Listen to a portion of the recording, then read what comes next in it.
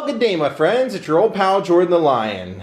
We recently lost a really funny comedian that entertained me a lot when I was a kid, both in the Cheech and Chong movies and in Pee-wee's Playhouse, Pee-wee's Big Adventure, Big Top Pee-wee. I'm going to do a little tribute to Paul Reubens today. We're just outside of Pittsburgh, Pennsylvania. We're going to go to Bike Heaven, Bicycle Heaven, and I want to go out and see his very first home, his childhood home in New York. Daze with Jordan the Lion and you all, and a tribute to Paul begins now. And if anyone asks, we'll tell them Large Marge sent us. Yeah, sadly we lost Paul Reubens just a couple of weeks ago, and it was an undisclosed case of cancer. But I knew Paul from when I was a young kid. When Pee-wee's Big Adventure came out, I saw that. My dad was already showing me Cheech and Chong movies, and I was a little confused because I remember watching Nice Dreams, seeing Paul Reubens, knowing that was Pee-wee, when they go under the table to do the blow and everything.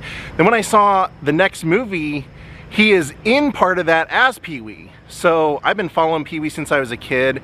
Happy to go out and see the childhood home of him today, tell you a little bit of his story. Bicycle Heaven is the world's largest bike shop and museum worldwide, seen in the New York Times. And then down here you'll see 2 floors, some of the rarest bicycles of Beatles, Elvis, bobbleheads, music and sports collection, and Pee-wee Herman's movie bike. So that's what we're here to see. They have all kinds of cool photo ops out here, but even before you go in, look how just amazing it is. They made it look like a huge building, almost like a church. I love it.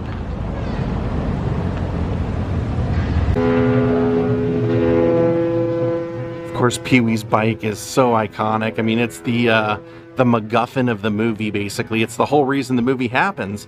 Francis steals his bike. Then a fortune teller tells Pee-wee, your bike's in the basement of the Alamo. And, you know, sadly, of course, Paul Reubens recently passed away, but people at the Alamo said people are constantly coming there because of Pee-wee's joke. Up here I noticed a big framed picture of the Fonz, and I'm like, wonder what that's all about. Because then they have a pinball machine here, and it says that Fonzie played this pinball machine. How cool is that? And then right over here, this is the Fonz bike from the Happy Days TV show. Yeah, you know, it's crazy. He couldn't even ride a motorcycle for that opening shot. Like when they show him like driving into the driveway, that's all he could do. There's a signed Fonzie record. Nice guy, I met him a couple of months ago.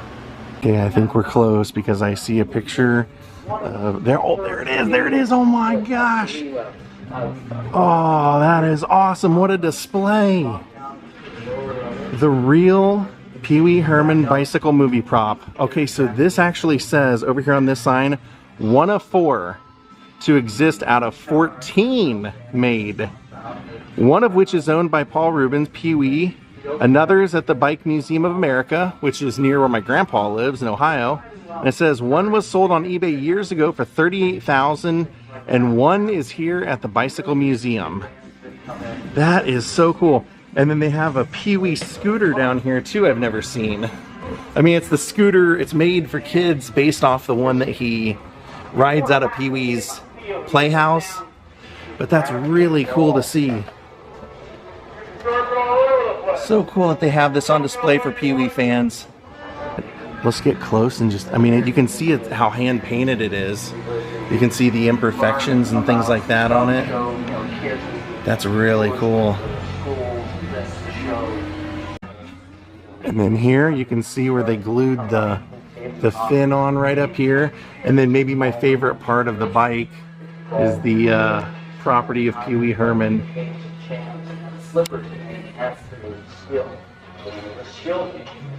Right there on the back of the seat. You can see how handmade it is. That's so cool to see. Wow. So then as we look at it from over here, you'll notice that it has a compass up there on it. All this little gadgetry up on the handlebars. His little bike bell, his streamers.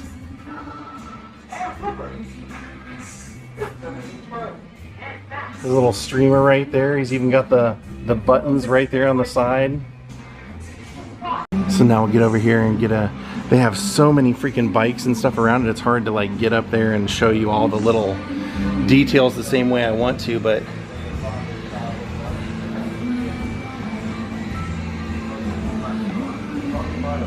how neat. Gosh, all the little things they added to this.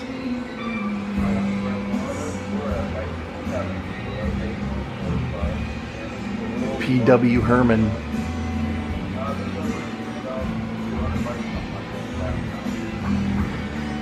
Very neat.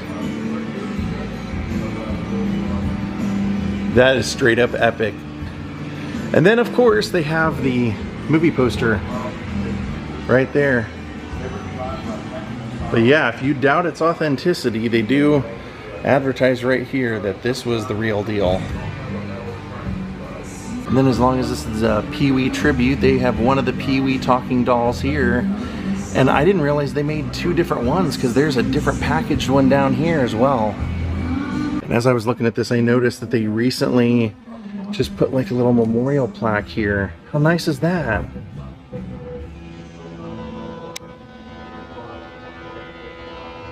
That is sad. That was, nobody saw, I don't think any of the fans ever saw that coming, that he had cancer. That's really great. It says, Pee-wee's big adventure is complete. Now it's time for us to all go live ours in honor of him.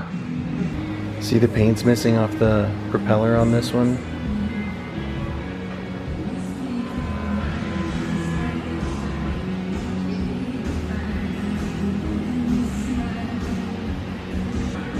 Mickey Mouse bell. I didn't know that. And then the silver on the like logo plate, that just looks like it's aluminum tape or some sort of tape. You can actually see the tape marks on it. Isn't that crazy?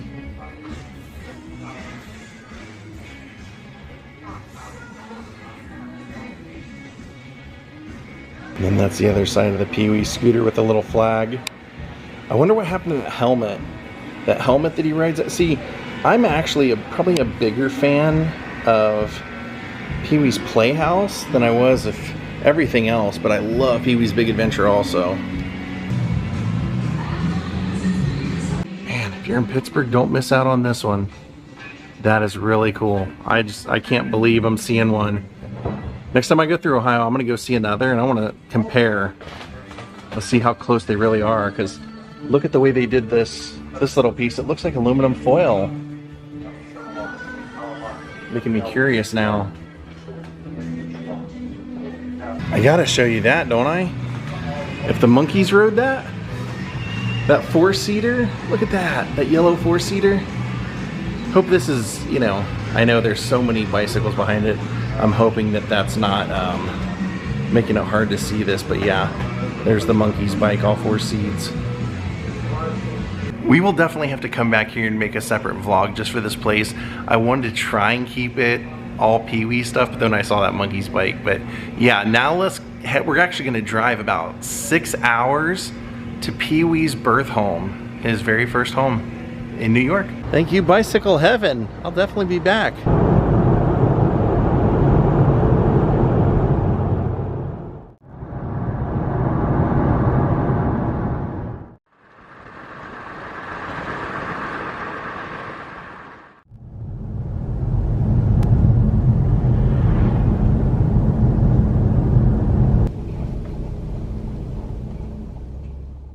Take a look at this. Had to stop off and get some gas, and we did it in Camptown. Right there, they're advertising the Camptown races. Stephen Foster's well-known song, Camptown Races, was probably inspired by the horse races run from this village to Wyalusing. The Tioga Waltz, Foster's first music, was completed during his residence in nearby Towanda and Athens in 1840 and 41. Fantastic! 6 hours, but we made it! Well, my friends, welcome to the town of Oneonta, New York. So this house with the red door was the childhood home of Paul Reubens. I don't know, call me crazy, it has kind of a Pee-wee's Big Adventure vibe to it. His parents were pretty extraordinary. He was born in 1952. He lived here till 1961 when the family moved to Sarasota. His father flew in World War II for the British Royal Air Forces and the US Air Force, and then ended up helping to start and train the Israeli Air Force. So the family lived here. Paul lived here until he was 9, and then they moved to Sarasota. And that was actually really good for him because that was a circus community, and he loved it. He could go to the supermarket and see like circus performers. He didn't live very far from the Walenda's house and everything, so he started watching I Love Lucy when he was young and asked his dad to build him and his siblings a stage, and he wanted to be a performer even at a really young age. So I actually just met the homeowners, and they were telling me that they embrace this being Pee-wee's house, and they even want to get like a cardboard cutout to put on the front lawn. His time in Sarasota, being surrounded by all the circus families and all the circus people, that was kind of what inspired Big Top Pee-wee. It was kind of an ode to that time in his life.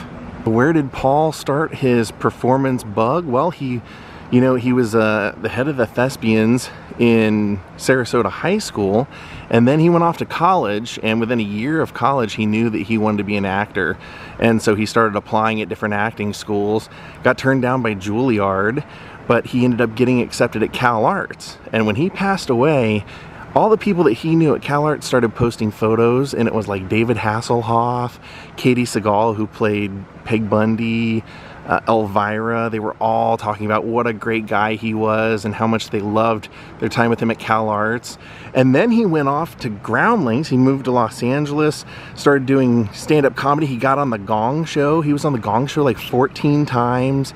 He got a bit part on the Blues Brothers, but he started attending Groundlings, met the people that, like Phil Hartman and John Paragon, people that would eventually end up on Pee-wee's Playhouse, started developing characters there. And he said he had like 15 or 20 characters and started performing them. And the time that he did Pee-wee was basically like the idea was it was a bad comic who would forget his punchlines, and he would live off of basically mugging, like weird faces and awkward moments and stuff.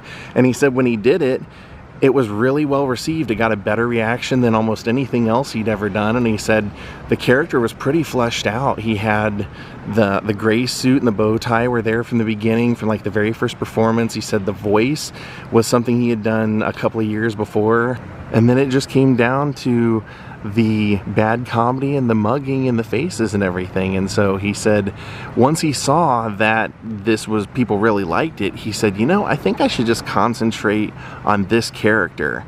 And he said, I decided to make it like performance art, almost like Kiss if you think about it. He said, I decided from now on only to do interviews in character, never to take photos out of character, never anything. Everything was Pee-wee, Pee-wee, Pee-wee. And it was pretty successful. He said he was getting written up about a lot as like an up-and-coming star, and like I mentioned, he had been seen as Pee-wee performing in a comedy club on the Cheech and Chong Next movie. And so he said that he got invited to audition for Saturday Night Live, which was something he really, really wanted to do. And he said this was a class that he really wanted to be in. This was like the Eddie Murphy, Joe Piscopo class, and he said he didn't get it. And he was so bummed. Gilbert Gottfried actually got that spot, and he said on the flight back he just kept thinking, what the heck am I gonna do now? What am I gonna do? Am I gonna totally be forgotten? Was this my only chance? So he said I started, even though I didn't consider myself a writer, I started writing what would become the one-man Pee-wee Herman show. And he started writing that, started performing that, got an HBO special, and then realized, you know what? I gotta write a movie. And so he said, I didn't know anything about writing movies, so I went out and got Sid Field's book. I think it's called The Screenplay. And he said, I just followed it like letter by letter. He said, I wrote a 90-page script, a 90-page movie. I needed a MacGuffin. He said, like on the first 30 pages, my bike goes missing.